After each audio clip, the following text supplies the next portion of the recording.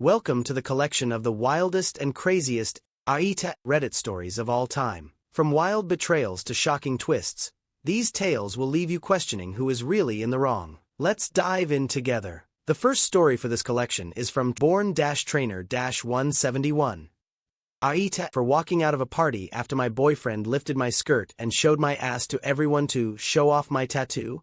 I, 18F, have been dating my boyfriend, 26M, for almost a year now. We went to a party his friend was hosting. It was people he knew, and I was only familiar with a couple of faces. I was wearing a cute skirt and a fitted top that he told me to wear. I have a tattoo near the back of my thigh that's special to me. It's delicate and personal, and not something I typically show off unless I'm comfortable. At one point during the night, a group of us were standing around talking, and the topic of tattoos came up. People were showing theirs and sharing the stories behind them. Someone asked if I had any, and before I responded, my boyfriend laughed and told me to show them. He suddenly turned me around and grabbed the hem of my skirt and yanked it up, completely exposing my bare ass and thigh to the entire group. My BF kept holding my skirt up with one hand while his other hand grabbed my ass, pointing at my tattoo. I just stood there exposed and was so embarrassed. People were laughing and moved to get a look. I eventually yanked my skirt back down and muttered out, "What the hell?" And he just laughed and said, "Babe, it's just your tattoo, chill." I grabbed my bag and left the party. He didn't even follow me out, just texted later, "You're overreacting, ol," and was upset later saying, "You shouldn't have walked out on me like that." AITA for walking out on him? OP is not an AH. Her boyfriend massively disrespected her by exposing her without her consent and then mocked her feelings. Walking out was justified. She protected her dignity when he didn't. So, I would rate OP 0 out of 5 and her boyfriend 3.5 on the AH scale. Let's now jump onto the next story from known_initiative 7193.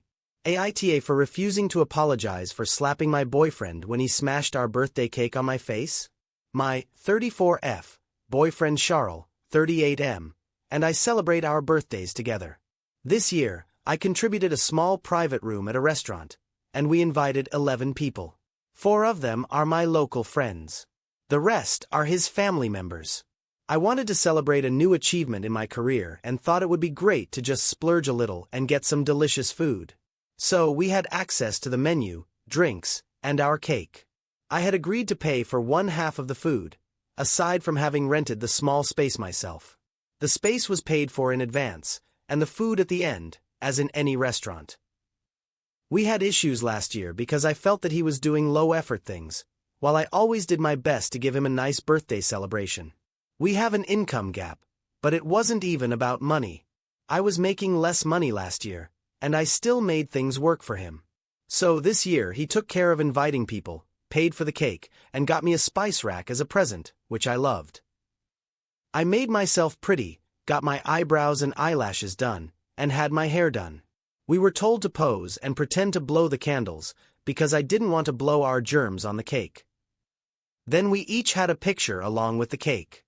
When it was my turn, I was holding the cake when he pushed my face towards the cake, so I tried to fight it. His family started cheering, and he arched over my body and forced me to bend over until my face smashed the cake. My friends tried to get him off me, and he resorted to plastering cake and frosting on my hair. I don't need to describe the mess because I'll never be able to end this post, but I ended up slapping him when he attempted to do it again. His mother got up, and she got into an argument with one of my guests. I had to cross the main floor with cake all over my face to use the restroom. When I looked in the mirror, I had cake on my neck, and my blouse had red and blue coloring that didn't come off. I had to wash my face and got my hair in a bun because it looked less messy that way. When I came back, his family were all long faces. I told him what he did was unacceptable, and he said it was just a joke, that everybody has done that for ages and that me slapping him just ruined my image in front of his family. I started crying and gathered all my stuff to leave. I notified him that he should pay for himself and his guests. My friends insisted on paying for their own food, but I refused, and we ended the night right there. My friends wanted to treat me to having dinner elsewhere, but I wasn't comfortable with my appearance. They ended up sending me the money that I spent, and that broke my heart. Charles had to pay for one half of the remaining bill and got charged a cleaning fee. I still love him, but I'm clear that I'll never be able to forgive him.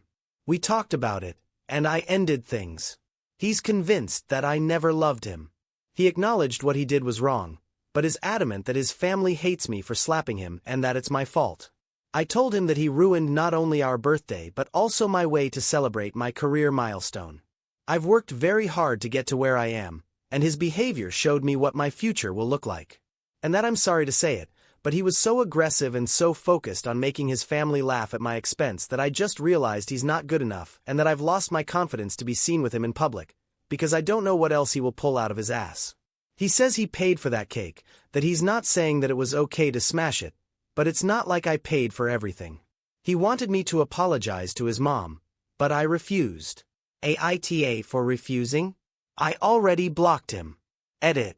After being told they did not pay for anything, his guests paid for the other half of his bill. OP is not an AH. She was humiliated and disrespected at her celebration, and standing up for herself was 100% right. Her ex-boyfriend's behavior and refusal to take full responsibility showed she made the right decision. As for scores, I would rate OP's ex-boyfriend 3.5 and OP 0 out of 5 on the AH scale.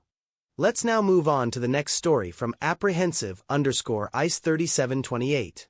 AITA for refusing to let my ex be a part of our kids' lives after everything he did to me? I, 29F, dated my ex, 32M, when he was stationed in Italy. He's an active soldier. We were together for about a year when I got pregnant. He immediately wanted to get married to make things right because of the pregnancy. We lived together for 2 years in Italy, and although I had a stable job, a good life, and all my family and support system there, he pressured me non-stop to move with him to the US. I didn't want to go. I was scared of losing everything I built, but he made me feel guilty, saying if I stayed in Italy, he would be too far away from his daughter. I eventually gave in. 24 hours before my flight, he dropped a bomb on me. I would be entering the US on a tourist visa, because the paperwork was still being processed.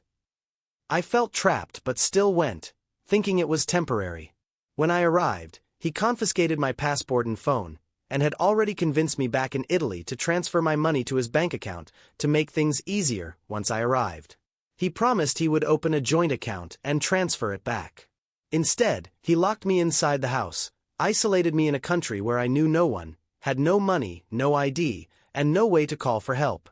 He constantly abused me, both physically and emotionally, and made me feel like I was worthless and a terrible mother. Our daughter was only 10 months old. He controlled every move I made.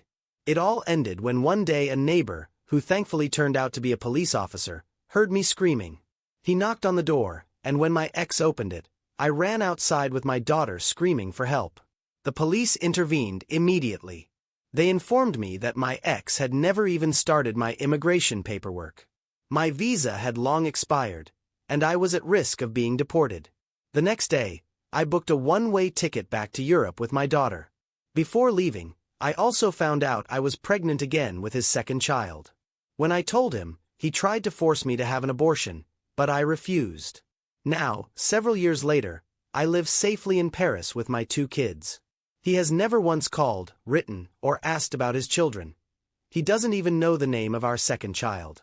He completely disappeared from their lives. And honestly, I am grateful. Recently, some acquaintances tried to guilt-trip me, saying I should give him another chance to be in his kids' lives. That he might have changed, and that kids need their father. But after everything he put me through, trapping me, stealing from me, abusing me, abandoning me, I don't trust him anywhere near them. I don't even think he deserves to know them. So, Reddit, AITA for refusing to ever let my ex back into my children's lives? OP is not an AH. She protected herself and her children from a dangerous, abusive man who abandoned them without a second thought. Allowing him back would risk their safety and peace. She owes him nothing. Her decision shows strength, love, and responsible parenting. So, I would rate OP's X 3.5 and OP 0 out of 5 on the AH scale. Let's now jump on to the next story from available-hat6629. AITA for not babysitting my nephew because he's autistic, even after he was already dropped off? AITA. I'm being torn apart by my family and being called evil. I, 28F, have an older sister, 32F, who has 3 kids, a 12-year-old son with autism, a 10-year-old son, and a 4-year-old daughter. I love all my nieces and nephews equally, but my oldest nephew is a challenge. He is nonverbal and uses a communication device to let us know his needs. He's also prone to violent outbursts where he'll either hit himself or sometimes hit other people. My sister is an amazing mother, but I think she fails to see how hard it is. She can deal with him in her sleep, but for everyone else, it's a huge adjustment. I have a 3-year-old daughter who's very close with her 4-year-old cousin, and my stepson is in the same grade in school as my 10-year-old nephew, and they become fast friends and play video games and sports together all the time. I married my husband last year, so they're still new family members.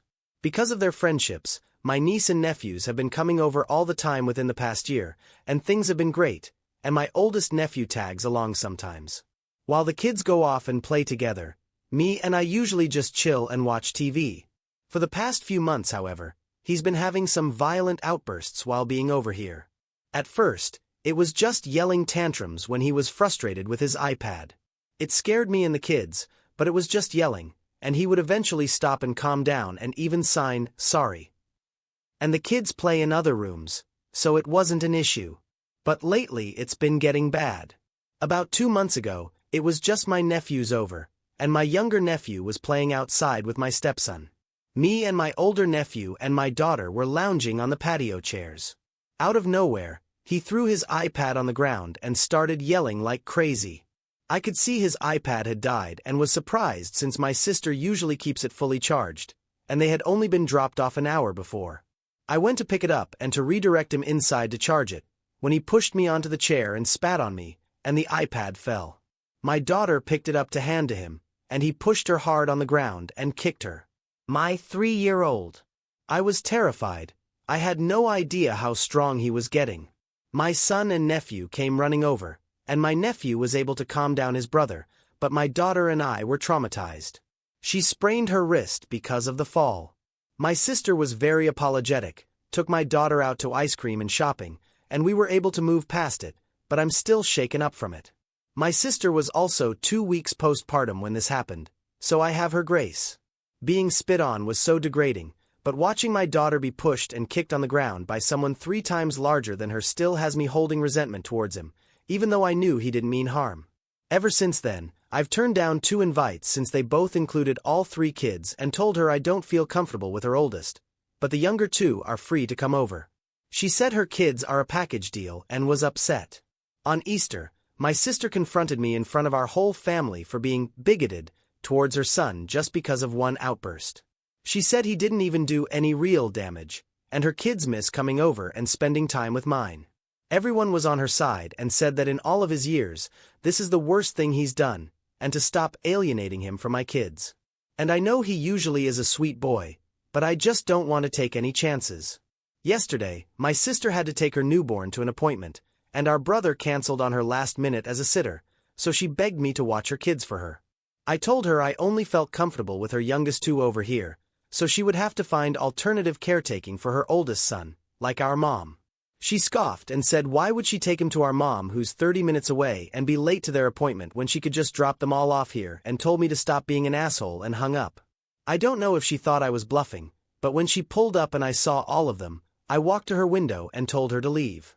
She started crying saying I'm being such a that this affects all her kids, and that if I alienate her oldest why would she trust me with her other kids?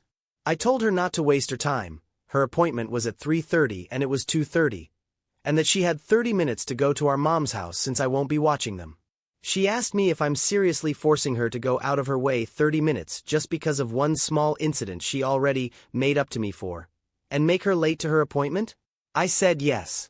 She left very angrily, and about an hour later my phone is being blown up by my siblings and parents asking me what the f*** is my issue and calling me all sorts of names. They're making it seem like I'm the most hateful person, and I don't have actual reasons why I don't feel comfortable around him anymore. They're saying my daughter's sprained wrist and him spitting on pushing us both is nothing, and that I'm being an evil asshole. My husband is on my side 100% and says that with him getting older, his violent outbursts can cause physical harm now, and they need to stop acting like he's still a child throwing a tantrum and not a preteen going through puberty. AITA. OP is not an AH. Her concerns are rooted in protecting her young daughter from further harm after a serious incident. It's reasonable to set boundaries when safety is at stake, regardless of the child's condition.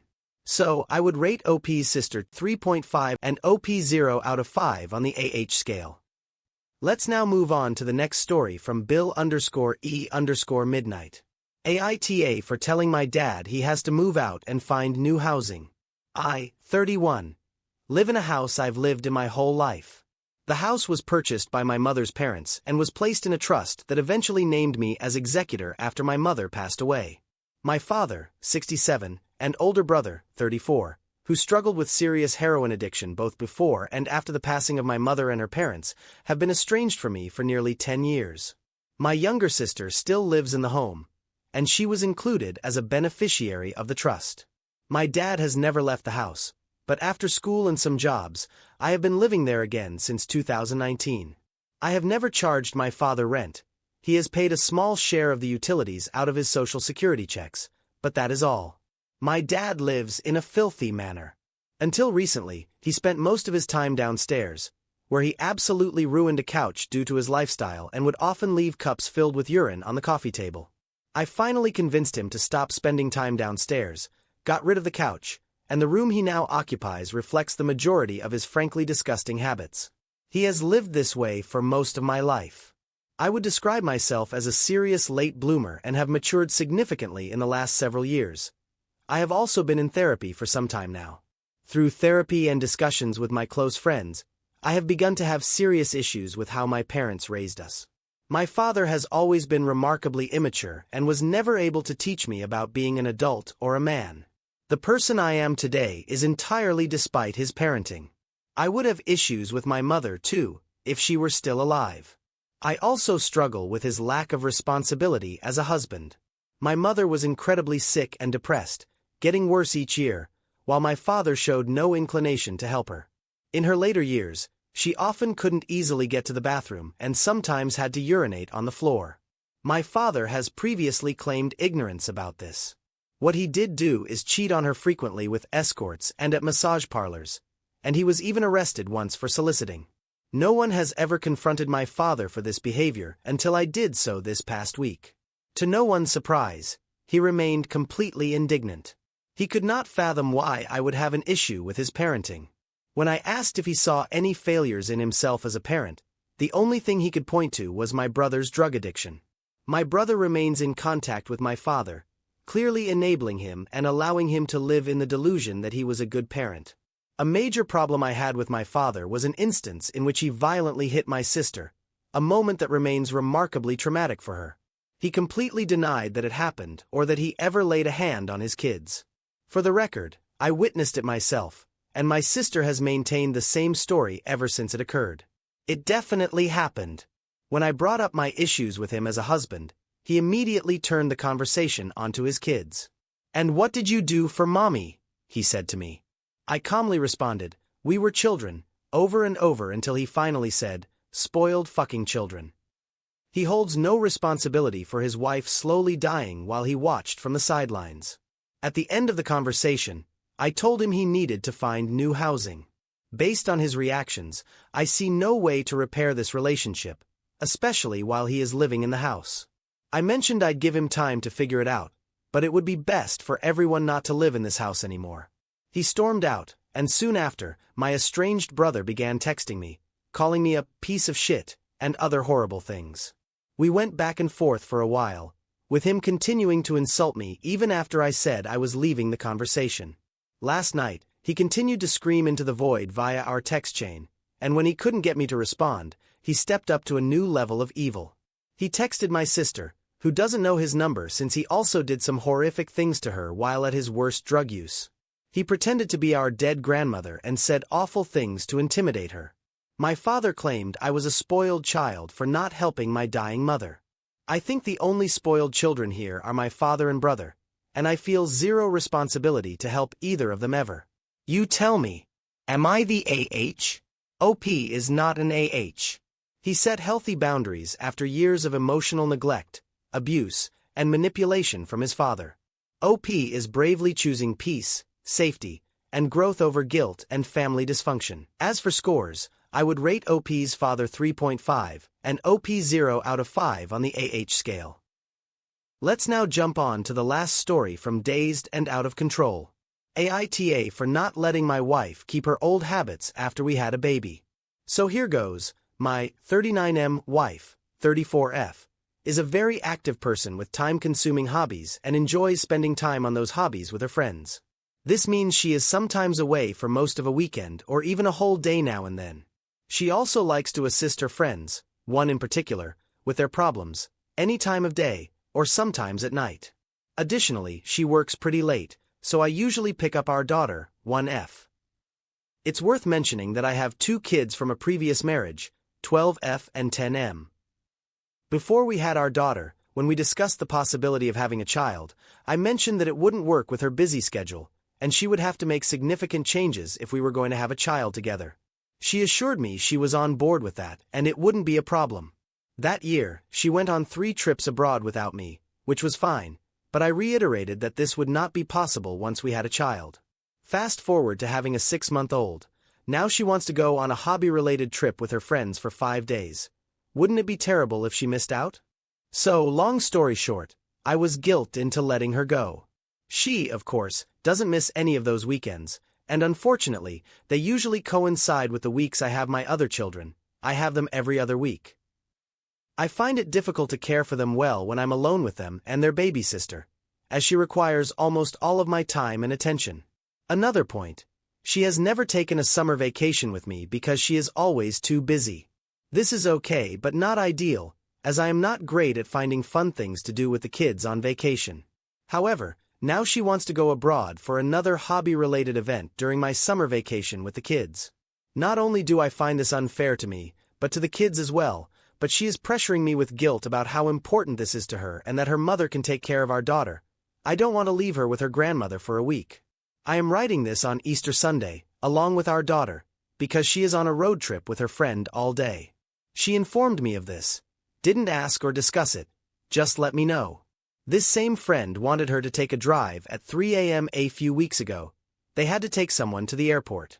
I said forget it, you have a baby, her friend does not. And I'm sick of this. She relented but calls me controlling for interfering. She was complaining about being sleepy all day the next day. I wonder how tired she would have been. So, I guess what I am looking for is, am I being controlling or am I right, and this is just not acceptable behavior for a family. I sometimes feel like we are just roommates who sleep together and have a child together rather than an actual family. Update. Since this has come up so many times, her hobbies are mostly dogs and horseback riding. She breeds dogs and, to a much smaller extent, horses. These hobbies do not generate income except barely to cover the costs of doing them, and therefore, I call them hobbies. And more importantly, she agrees with this assessment. Which brings me to the next point. She found this post and understandably got a bit upset about all the negativity here and felt that I had painted an unfair-looking picture. She is probably right because I was writing the original post while my youngest daughter was still awake, and I was feeling upset myself. Let me try to rectify that. She does take care of our daughter a lot. On weekdays, I go to work in the morning but she usually doesn't go until after 12, so she takes care of the mornings. She has also taken the brunt of the nights when problems occur, because I simply couldn't function at work if I did, and she had done a remarkable job at this. She also very often puts her to bed in the evening. So, saying nasty things about her neglecting her daughter is not true. Also, I do not want to force her to quit her hobbies. That is not the issue and never has been. I guess what I want is a consensus about things like suddenly going out for all of Easter Sunday to take pictures of dogs in nature, not just being informed about it with little advance. Discussing things, making plans together, that's what family should do. Edit 2. First of all, I just want to say that most everyone is blowing this out of proportion and reading all kinds of things into everything I have said. I have seen many quoting me on something I never said. As my previous update and the comment from my wife indicate, things are not nearly as bad as some have imagined from the original post, which may have been poorly worded and even a bit overly dramatic. It is just that there are periods where her presence, or rather lack thereof, feels quite insufficient, and this results in built-up frustration on my part. Especially when plans are made without consulting or even discussing them at all beforehand. One of the handful of useful comments was someone who had been in a similar situation but reversed and pointed out that he didn't realize the situation, even if it was pointed out to them. I am optimistic that we can improve things. As for those who said nasty things about her, you are making leaps of logic and assuming the absolute worst about people. I hope you see the error of your ways because nothing you have said is true. There have also been a lot of negative comments directed at me, even calling me a misogynist. That is hilarious, and nothing is further from the truth. I don't know what else to say about it, but it feels like many of those are misandrists themselves. So, thank you to those who were nice and helpful. I must say I overestimated the value in posting about these kinds of problems, especially since it can be extremely difficult to give a good enough picture for people to truly understand and not make leaps of logic to fill in the blanks. I love my wife and children, and I know that she loves me and them all too. I doubt I will make another update. Everything will be fine, and we will continue to work toward a balance in the work/play/family puzzle most of us are struggling with. OP is not an AH. He communicated clear expectations about parenting responsibilities before having a child, and his wife is now disregarding those agreements. Wanting a partner to prioritize family after having a baby is not controlling, it's reasonable. So, I would rate OP's wife 3.5, and OP 0 out of 5 on the AH scale. What do the Mac Reddit fans think? Is the OP an AH or not? Let me know in the comments section below. If you like the stories I brought you, just hit the like button, share them as much as you can, and don't forget to subscribe to Mac Reddit for a daily dose. Bye bye, see you tomorrow with some more spicy fries.